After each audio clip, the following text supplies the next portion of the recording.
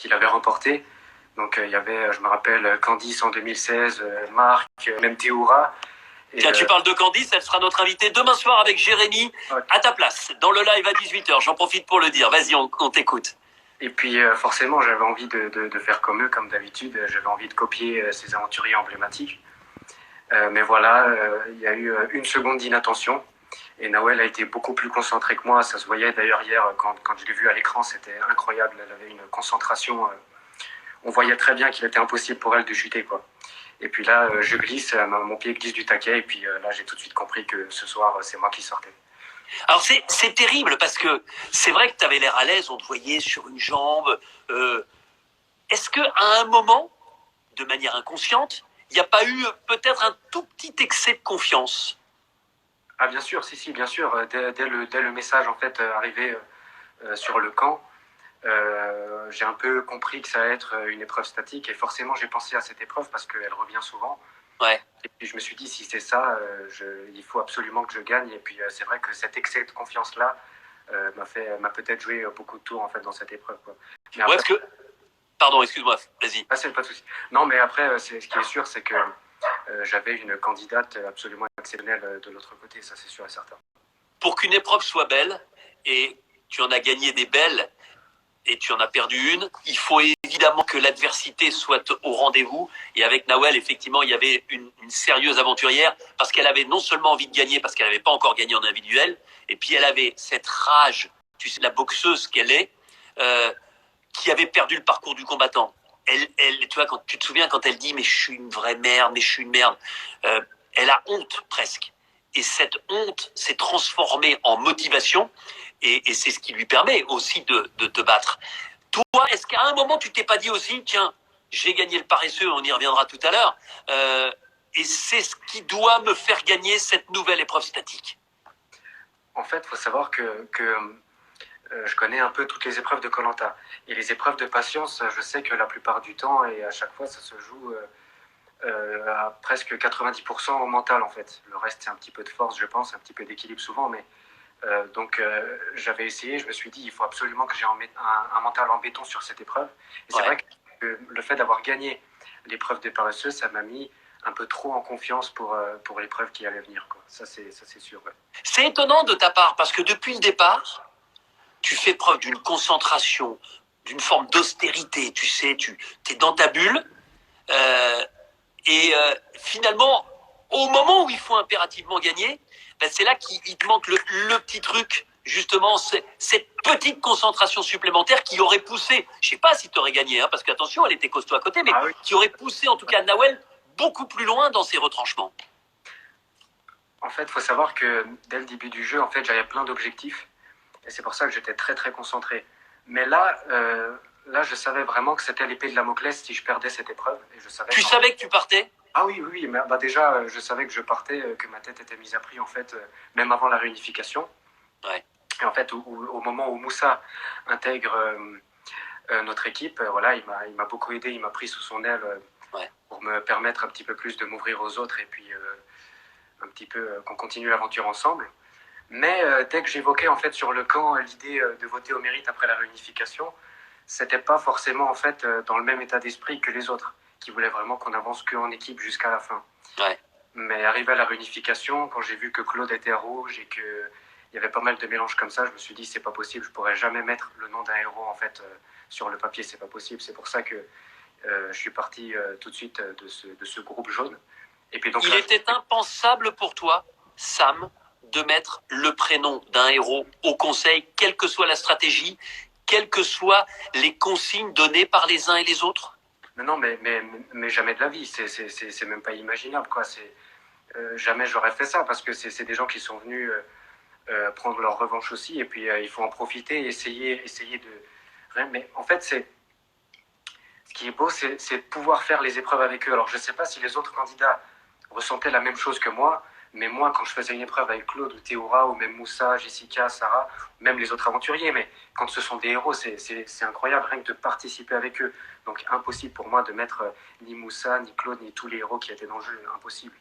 Quand je t'entends parler, là, je revois tes yeux qui pétillent, tes yeux qui brillent, et je me remémore une scène incroyable.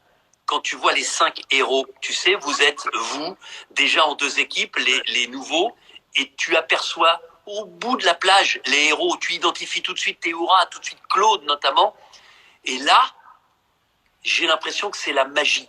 Je comparais ce que tu as vécu à ce que pourraient vivre des joueurs de foot si un jour Kylian Mbappé et Zinedine Zidane arrivaient sur le terrain d'entraînement de leur petite commune et de leur club qui est en 5e division régionale. Mais exactement, c'est comme maintenant un gamin qui est fan de foot et qui ferait un match avec Mbappé, Thiago Silva et Neymar, quoi. Donc c'est vrai qu'en plus c'était tellement bien fait quand ils sont arrivés le long de la plage que voilà, c'est quelque chose, je m'y attendais absolument pas. Donc qu'est-ce qui s'est passé dans ta tête à ce moment-là quand tu les vois, ceux qui t'ont fait rêver? Parce que, et je le dis, t'es né quasiment l'année où on a créé Koh-Lanta, donc t'as grandi avec Koh-Lanta, t'es un enfant de Koh-Lanta. Bah oui, carrément. Et puis, non, quand je les ai vus, mais rien qu'en fait de les voir et de savoir, là, je vais faire Koh-Lanta avec eux, en fait. Je vais pas les regarder, je vais le faire avec eux. Et puis, j'attendais qu'une chose, c'est qu'ils intègrent au plus vite les équipes pour essayer de les connaître et faire un bout de chemin avec eux. Et puis, forcément, quand on a envie de ressembler à quelqu'un, on a plus tendance à le suivre que des gens qu'on ne connaît pas forcément du tout. Et toi, tu avais envie de les suivre, tu avais envie de te mettre un peu dans leurs traces. Le fait que des garçons comme Claude, comme Théoura, soient dithyrambiques à ton égard, te dressent des couronnes de laurier et te considèrent comme l'un des leurs presque aujourd'hui, comment tu réagis? Non, j'irai pas du tout jusqu'à dire que je suis l'un des leurs parce que c'est des candidats, des aventuriers qui ont plusieurs Koh-Lanta derrière eux. C'est les maîtres du jeu, donc il faut leur laisser vraiment ce titre à leur place. Maintenant, ma fierté un peu, c'est qu'ils ont reconnu, ils ont compris en fait que j'avais envie de faire comme eux.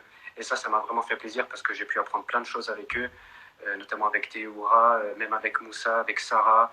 Il y a Béa, tu sais, la joueuse de foot, je t'arrête parce qu'autrement j'oublie qui dit Sam, ballon d'or de Koh-Lanta. C'est très gentil, Béatrice. D'ailleurs, j'ai beaucoup suivi Béatrice aussi dans la guerre des chefs, que j'ai beaucoup aimé aussi. Non, c'est clair que Jessica, je l'ai un petit peu moins connue, donc j'ai passé un peu moins de temps dans elle. Mais sinon, oui, forcément, j'avais envie de passer le plus de temps avec eux possible. Et hors de question de les éliminer ou d'avoir envie de les voir perdre ou quoi que ce soit.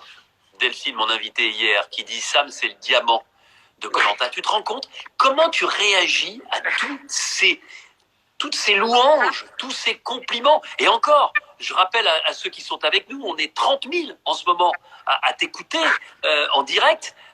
Comment tu prends tout ça alors que tu n'as ni Twitter, ni Instagram? Là, tu as un compte Instagram, je préfère tout de suite vous le dire, ça ne sert qu'à faire ce direct. Ensuite, il ne poste aucune vidéo, aucune photo, et il ne répond jamais.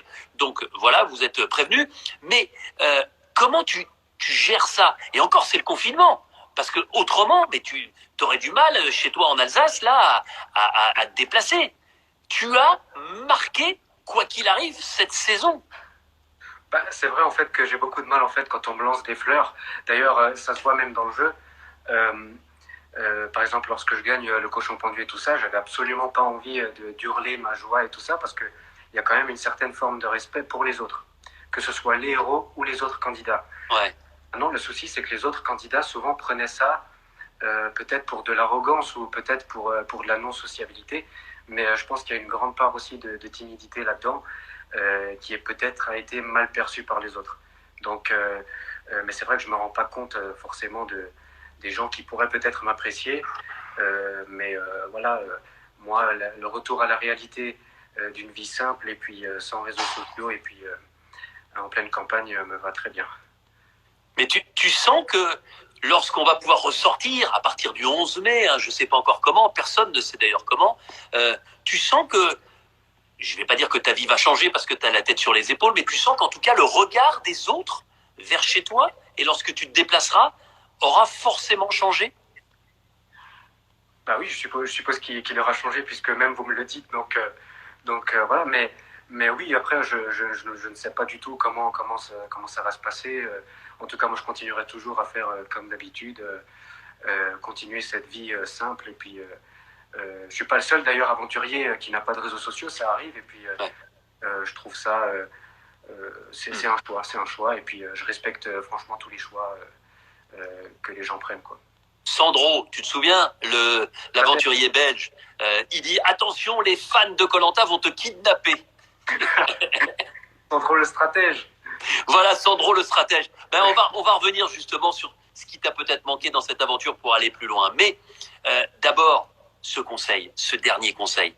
Tu me l'as dit, quand tu perds, tu te rends compte que les carottes sont cuites ou presque, qu'il n'y a pas grand-chose à faire. D'autant plus que, ok, tu essayes de trouver un collier, de faire semblant d'en avoir un. Enfin, tu joues ton va-tout. T'es pas le meilleur comédien, on est d'accord. Mais est-ce que quand tu vois la réaction des autres, quand tu tombes, tu comprends encore plus que tu es en danger? Mais bien sûr, c'est-à-dire que tout au long de l'épreuve, les filles, les femmes et puis même les hommes d'ailleurs qui tombaient s'encourageaient un peu entre eux. Et j'avais très bien, ce qui n'était pas méchant hein, sur le coup, juste une envie peut-être d'évincer, de m'évincer, puisque voilà, ils n'avaient plus envie de continuer l'aventure avec moi. Maintenant, je peux très bien comprendre ça, il n'y a pas de souci. Mais c'est vrai que j'ai tout de suite compris que c'était cuit. Tu te sentais un peu seul au monde? Ah, mais bien sûr, mais totalement. C'est pour ça que sur l'épreuve, on me voit tellement confiant, parce que je me suis dit, si là je gagne, il faudra vraiment que j'extériorise, parce que toute la pression est sur moi et je suis en train de jouer mon aventure. T'aurais explosé si t'avais gagné? Je pense que, je sais pas si j'aurais réussi, mais maintenant. T'aurais essayé? Ouais, j'aurais essayé, parce que toute mon aventure, et je pense que ça serait sorti, puisque toute mon aventure se jouait là, et puis j'attendais qu'une seule chose, c'est que Nawel glisse ou tombe pour que je puisse être délivré et continuer l'aventure, parce que ma stratégie à moi, c'était d'avancer avec les totems. Mais voilà, j'ai une adversaire redoutable, et puis encore bravo à elle, elle le mérite. Oh là là, ça a dû être effectivement compliqué. Tu dis, j'ai retenu une de tes phrases là à l'instant, tu dis, les autres n'avaient pas envie de continuer l'aventure avec moi. Oui. Pourquoi, à ton avis? Pourquoi, à ton avis? C'est un choix que je respecte, parce que c'est l'aventure koh, c'est une aventure, et puis il faut éliminer des gens. Donc, j'en veux à personne, en fait, dans cette aventure. La seule personne, en fait, à qui j'en veux, c'est à moi-même. C'est le fait d'avoir perdu, parce que sinon, j'aurais pu continuer. Ouais. Ce qui m'a joué des tours, c'est déjà mon social, ça c'est sûr et certain. Je suis complètement passé à côté, parce que j'avais tellement d'objectifs dans cette aventure que je faisais pas attention aux autres, en fait. J'avais tellement tout préparé à l'avance que, sans me lancer de fleurs, hein, mais